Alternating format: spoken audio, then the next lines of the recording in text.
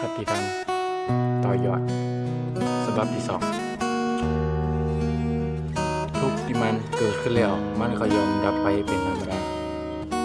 สุขที่มันเกิดขึ้นแล้วมันก็ย่อมดับไปเป็นธรรมดา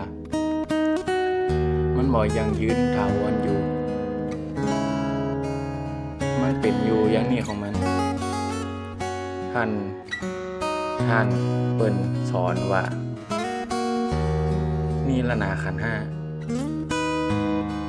มันบ่เที่ยงแต่คนเฮาตั้งหลายนั่นมองไม่เห็นว่านั่นน่ะมันเที่ยงอยู่มันกีรันอยู่แต่ที่จริงแล้วมันบ่ใช่แต่คนตั้งหลายที่เขายังเห็นว่ามันเที่ยงอยู่เขาก็จึงขัดแย้งกันอยู่ขัดแย้งในใจแต่เก่าอยู่ตลอดเวลาที่ท่านเห็นธรรมะก็คือท่านเห็นตรงนี้ก็คือผมได้อธิบายให้ฟังหรือว่าได้ศึกษาธรรมะที่ท่านตรัสรู้ธรรมะนั่นก็คือตรัสรู้ตรงนี้